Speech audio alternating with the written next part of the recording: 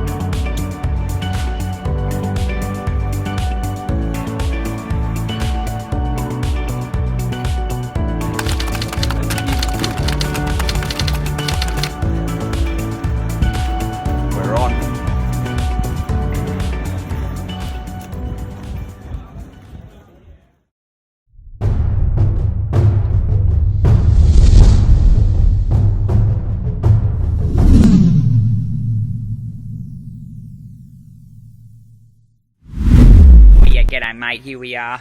We've already hit our first obstacle of the trip. Jesse was driving tired at the wheel after 5 hours of slogging it from Townsville to Cairns, and the poor bloke forgot that we needed lollies. So we've turned around, we've gone to the servo. It was kind of my fault. I was too busy posting an Instagram story to notice. There's Jesse. So we actually have turned up to the BP. We've only got 500 capacity of kilometres in, don't swear, of fuel to go into this little troop carrier, and he actually has 700 k's to travel with the other three of us. So it's going to be a long, windy trip. But if anyone's going to be able to pull it off, it's Mullet Mick and Big Gif, and nobody knows where Nero is. Oh, here he is.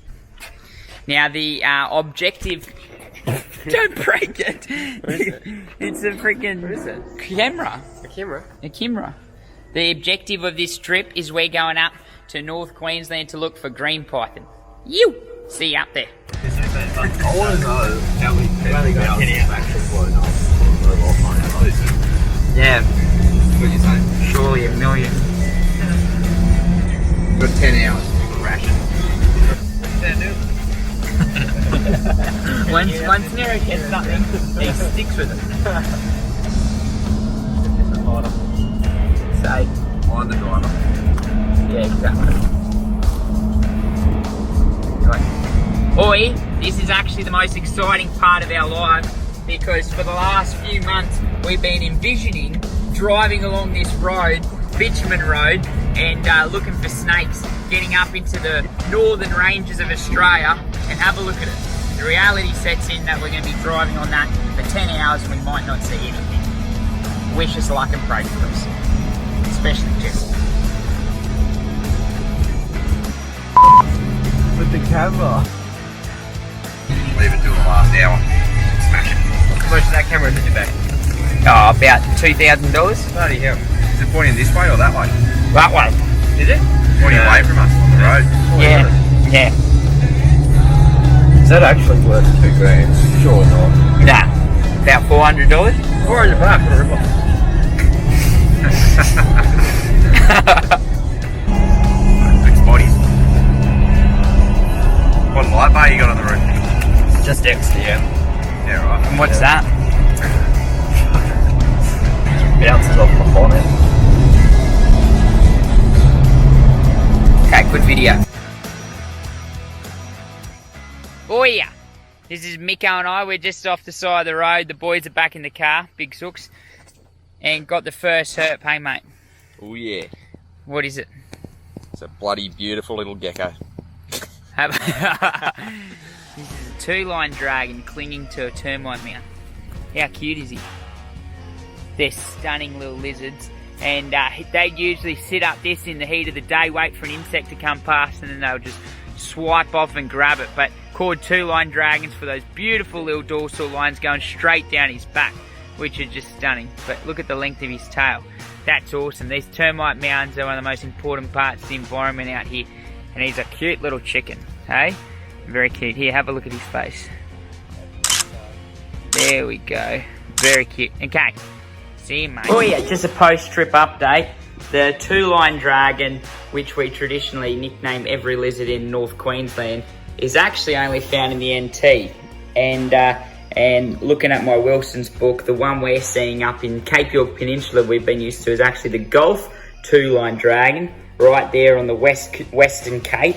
And where we were was eastern North Queensland, not even up Cape York Peninsula yet, and just north of Cairns. So he is the Tommy Roundhead, which is actually Diaporifera, Jake's gonna kill me, australis, and look at that, beautiful patterning, and he's got the little round head, and he's got his little dorsal stripes running all the way down his body. Far out. I've got to get better at my little dragons. They're so cute. So, we've just found this snake in situ. It's called a Carpentaria snake. Is it? Yeah, and Nero's going to give you a few questions along the way. But Carpentaria snakes are actually, well, that big, and very nocturnal species. It's going to come out and hunt skinks and small geckos. Nero disagrees, he says small lizards, and potentially even frogs.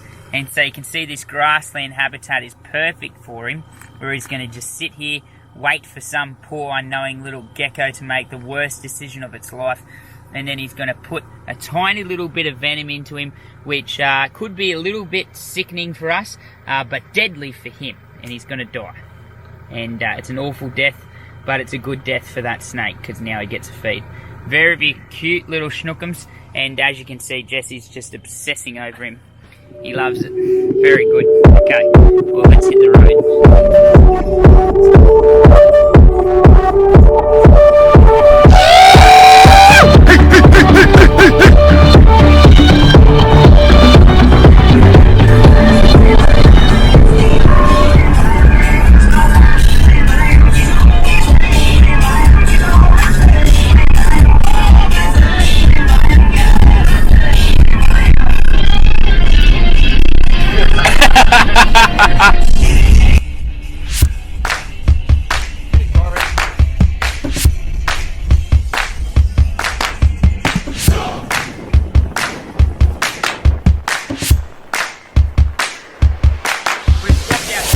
just for our own personal health and safety, and I tell you what, we've just got past the Archer River.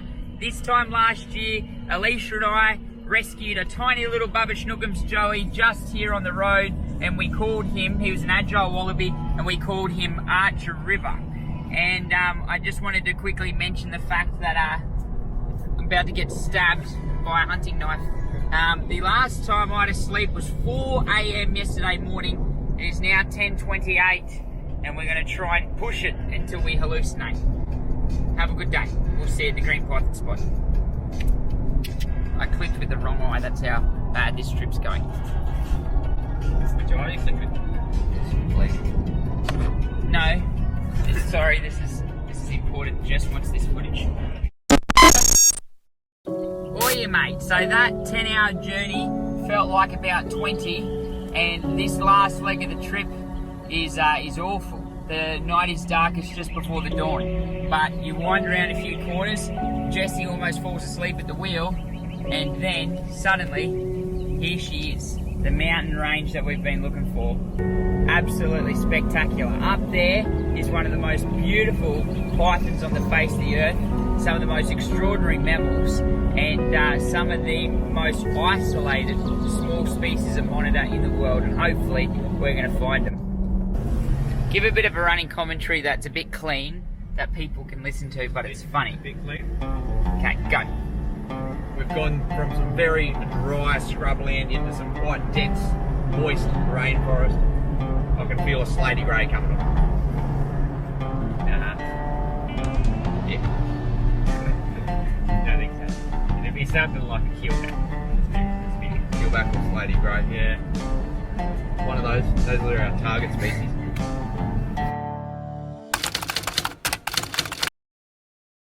So I'm just in the middle of traipsing through the bush now, trying to find these green pythons. Temperature is a little bit high at the moment. It's 30 degrees plus. It's cooking, it's humid, and so I'd say most of them are up here. Let's take you up in the forest canopy, and they're very hard to see up there. But as the day progresses, they will move down back to my level and lower, and they're targeting their food item down on the forest floor, be it a mammal or a reptile. When they're hatchlings in particular, even as adults, they can still use their tail to lure in food, the exact same hunting technique as what death adders do here in Australia, and even emerald boas overseas, their ecological equivalent overseas. So if we can't see them now during the day, then the best bet is going to be donning the head torches in a few hours, getting out at night and travelling all through the forest, and then you actually pick up that vibrant green, and then they are, the majority of them, a lot closer to the forest floor, targeting their food. So, geez, we want to see some activity tonight with these green pythons. We're going to go find where the boys are at. We're actually not just looking for green python, they're off looking for blue-tailed monitor. I'm going to go catch up with them. Oh yeah! G'day and welcome to Mick, Nero, Jesse and Gippo's little camp setup. Tonight we're having sausages on wraps, little Helga traditional wholemeal wraps with a little bit of garden salad and a piece of resistance, some French cheese. And then, if you don't want the cheese, you can have some cherry tomatoes, or you can have both. And for the vegetarians in the group, some vegetarian patties.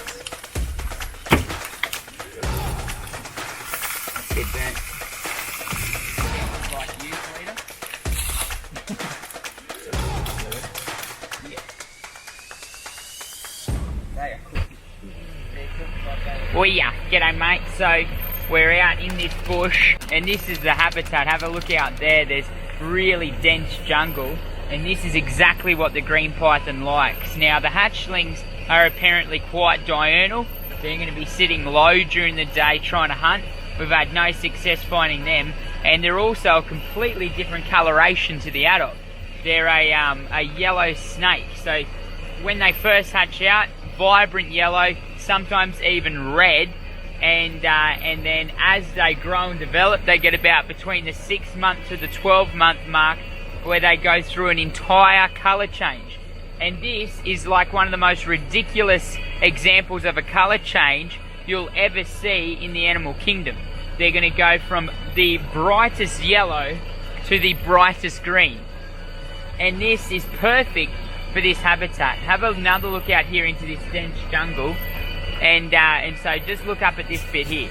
So this is really, really intense jungle, and the adult green pythons actually are nocturnal. They're hunting at night predominantly, and that's because they're targeting nocturnal species. So they're targeting nocturnal mammals that will come down here, and I'd imagine they'd have a crack at a bird roosting if they ever encountered one, but they're more of a sit and wait ambush predator. So even though we've got the best torches, this tree right here, it's got both colours that the green pythons are found in, vibrant yellow and vibrant green. So the entire rainforest matches what these camouflage predators do, and I tell you what, they are hard to find. So pray for us, the journey continues. We'll see you in a bit. Come on. We just got a little snake here. He's off up on the embankment, and there he is. He's a little spotted python. In fact, far out, this is the prettiest one up here. That is ridiculous. Look at the coloration on that snake. Spotted pythons are one of the smallest pythons not only in Australia but the world. They're part of the Antaresia genus, which a lot of kids know about because it's their first pet snake they pretty well get is a children's python, and that's one of this snake's closest relatives. They don't get big. They're a small mammal specialist, so they'll take down tiny little rodents. They're not designed to get massive. They're designed to pretty well keep the smaller animals in check in our ecosystem. But stunning. Tonight's the night to find snakes up here in Cape York Peninsula because it is hot, it is humid, and this guy's just going for a slither, and he's not too worried at all. Far out. When you're growing up in Australia, you obsess over spotted pythons, Stimson's pythons, and children's pythons. That is the prettiest one by far I've ever seen. They're spectacular. Have a look at the scales close up. That is awesome. Okay, well, I'll put him down. There you go, mate. Have a good night and a good life. See you later.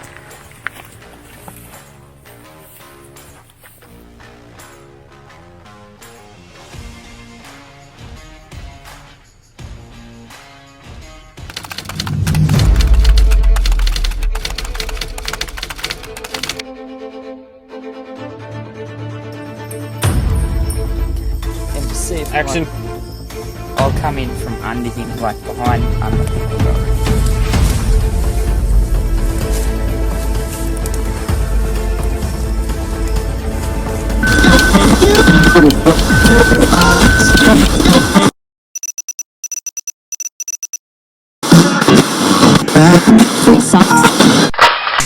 Oh yeah, g'day mate. Welcome to Cape York Peninsula with the most beautiful coloured animal up here. This is the green python. This is my first one ever in the wild, and this is just an absolute dream come true that I'm getting to experience with Mick, Nero and Jesse. We've been slogging it out. I haven't slept since 4:30 yesterday, and it's now late into the night, 4:30 AM I should say. We drove about 14 hours last night, drove all day today, and we've been driving all night tonight and come across this little gem just off to the side of the road here. They're an ambush predator.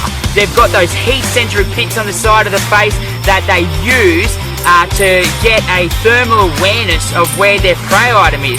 Every animal's giving off a thermal signature as their heat comes out of their body. So this snake right here can detect that to 1,000th of a degree, and as you can see, this snake is recoiled.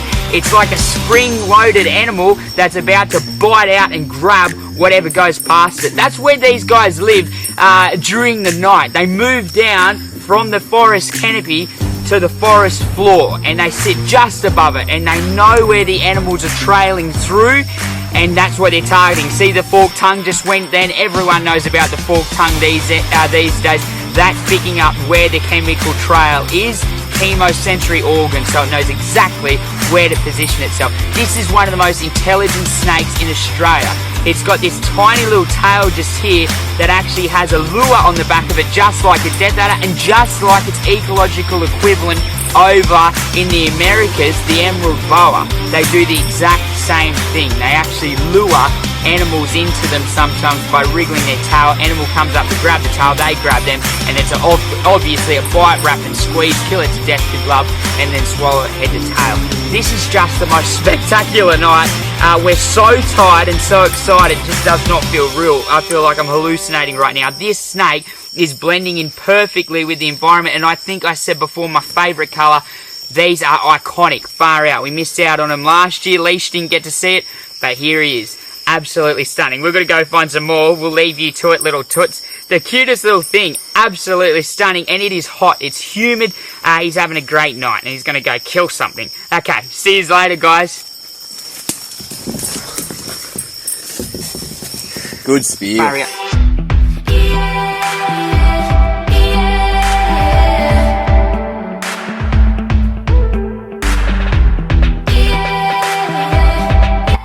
Mate, far out. We just scurried after one of Queensland and Australia's most iconic monitors, the canopy goanna, and have a look at where he lives. Far out. Mick's still in there somewhere. He got swallowed by the vines. We're going to leave him for the night. But it is intense, and these little monitors scurry around. They live in the rainforest. They only live in this one patch of rainforest, and far out. They're hard to see. And definitely harder to catch, and we did not get a glove on him, but we saw him really well. In fact, they're so camouflaged, they're almost as camouflaged as this. Jesse's thongs. That's how you know you are. That's how you know you are. That's how you know you are on Cape York Peninsula. One more.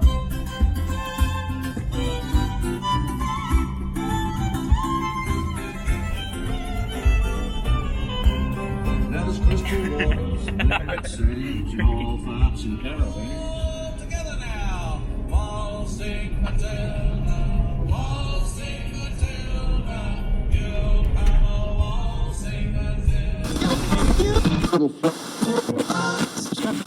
Oh yeah, g'day mate. We're heading back down towards the southern part of Cape York Peninsula. we're going down into the Daintree today, and this bloke was out on the road. We've seen a couple of them today. A little sand monitor. They're absolutely beautiful. They're a very broadly distributed lizard throughout Australia.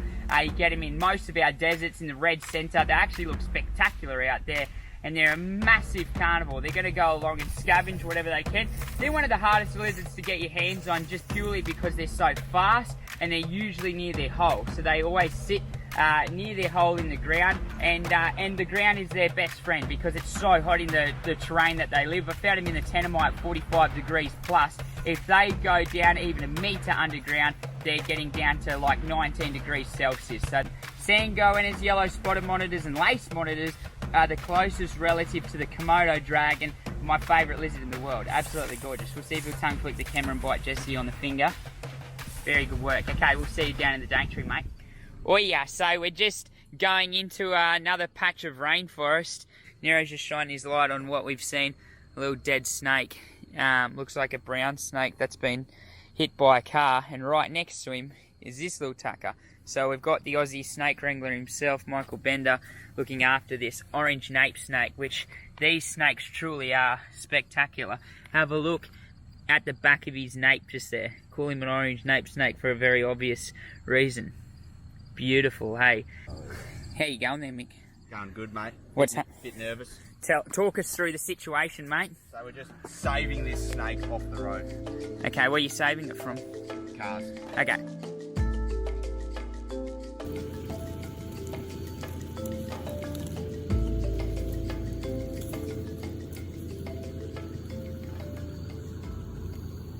G'day, love. So here we are with the scrub python. We're expecting to see this bloke. They always turn up in the Daintree rainforest, which is the world's oldest rainforest, and they've been living in it for years, and they absolutely know their way around it. They know that they need to blend in with the leaf litter. They have the best set of camouflage that you've ever seen. Absolutely stunning snake, and they get long. They are the longest snake in Australia, I believe like 5 or 6 metres in length, which is just massive, and that means they can take down bigger food items if they're allowed to get to that length.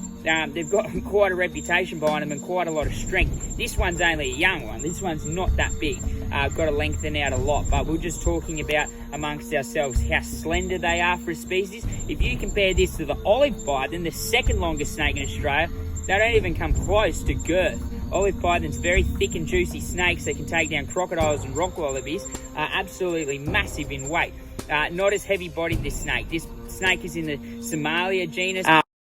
They actually, closest relatives are the Owen Pelly python in Australia, which are also a gorgeous snake, and then Boland's pythons up in Papua New Guinea, which are very long, have beautiful patterns, and absolutely spectacular genus of snakes. Okay, well, we'll leave him to do his cruising. Perfect timing, mate. He's going to take off, and he's going to go hunt something, and we're going to go see if we can spotlight some crocs. See you later, mate. That first one tonight was my first discovery of the Daintree. Oh, well, that's what Leash and I had. When we're here, we just would get out and move them off, because after the first one, she like that one in Iron Range. Fair, but I've never heard this road. I've only ever driven the road. Yeah. Yeah, that one earlier tonight was my first Daintree discovery. Oh, here he is. Have a look at this, guys. He's taken off, but that's another little scrubby that Nero's helped off the road. Beautiful. At 1:44 AM, you reckon it is? Yeah, 1:44:46 on the 9th to the 21st, Wednesday. Seriously, they've just left me.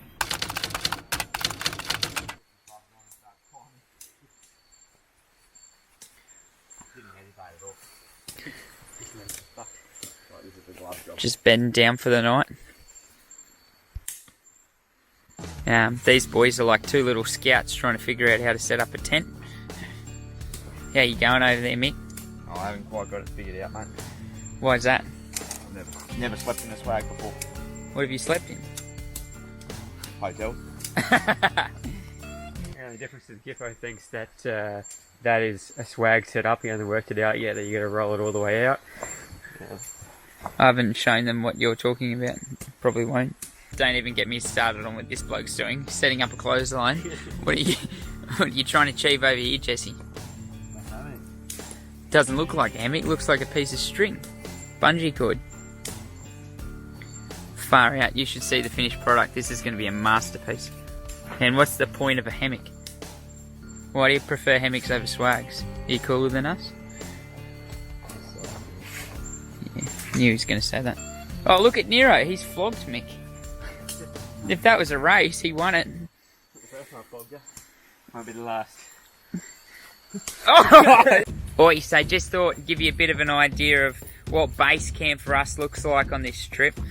We keep it pretty simple because we've got to get up and get going pretty quick, and we also get in late and go to bed. And Nero's probably the most hygienic one out of us, which is actually shocking.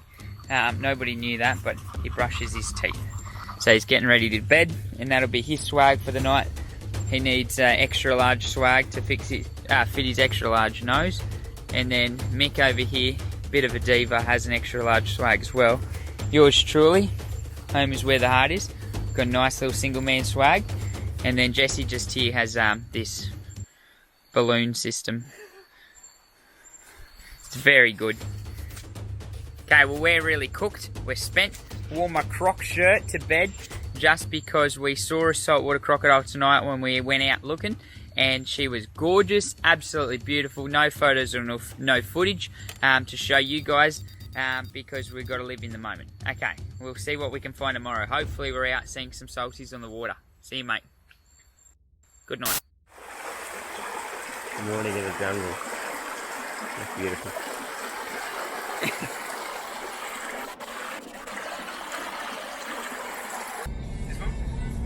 Well, yeah, so we took some time out of our day this morning to catch up with Solar Whisper. Solar Whisper just does the most epic croc tours in the Daintree rainforest. He knows all the crocodiles there. That was awesome. And we got to see a couple of females, only slightly. It's really warm in the water, so the crocs don't come out and bask like they normally would when it's a bit cooler. And we saw some little hatchlings.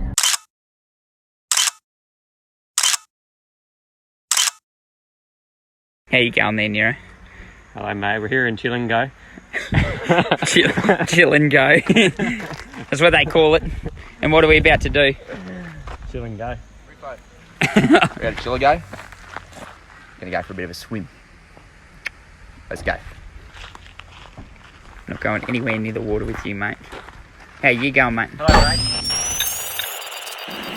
Oh yeah, g'day mate. We've made it out west and have a look at this. This is the Maclay's water snake, or Maclay's water snake is how they usually pronounce it, and they are the strongest little reptiles. They're aquatic. All aquatic snakes seem to have really good muscles, and they need them because they're constantly swimming, moving around their environment. And this one is hunting fish, crustaceans, and frogs as well. There's stacks of yabbies around this place tonight that we've already seen, and he's on the hunt. The sun has literally just gone down and he's come straight out. So they'll hide during the day and then obviously do all of their nocturnal activities as it gets later on into the night. Now, that forked tongue is pretty big on him. He's picking up good chemicals in the water to lead him to his prey. And when he gets to them, he's got great teeth. Fighting fish is hard, so they need a really good set of teeth. And no venom for this snake. First one I ever found, I actually thought could be mildly venomous, wasn't too sure, but they're solid tooth. They're going to constrict their prey and swallow them down whole. Very, very cute. He doesn't like being on land for too long, so let's let him go. Watch this, come over here. Let him swim down. There he goes. Oh, his steps rolling. Oh, awesome. See you later, mate. Oh yeah, mate, look at these two bird-eating spiders.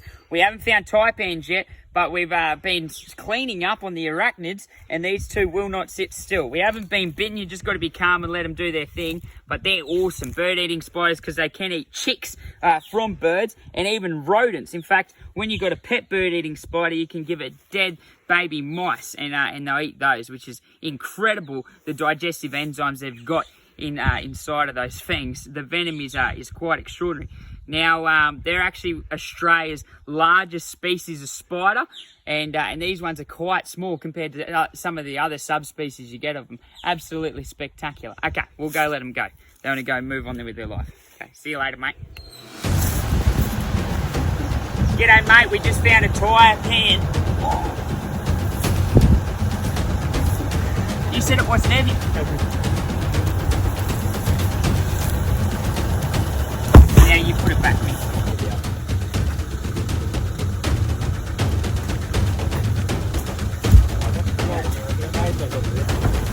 flip the tyre. I'll flip your tyre in a second, mate.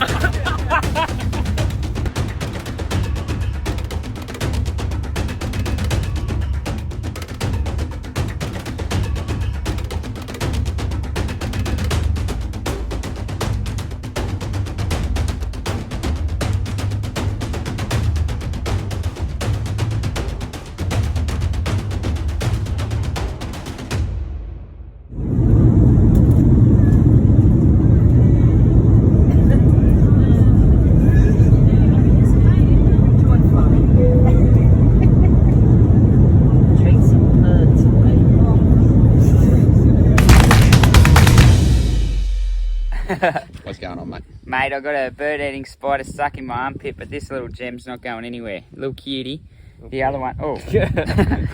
Don't speak too soon. Is this an issue, mate? Is it like a bit of an infestation or something? I woke up this morning, I was just covered in bird-eating spiders. What can you do? Why are we attracted to crabs? Okay, he can use that video.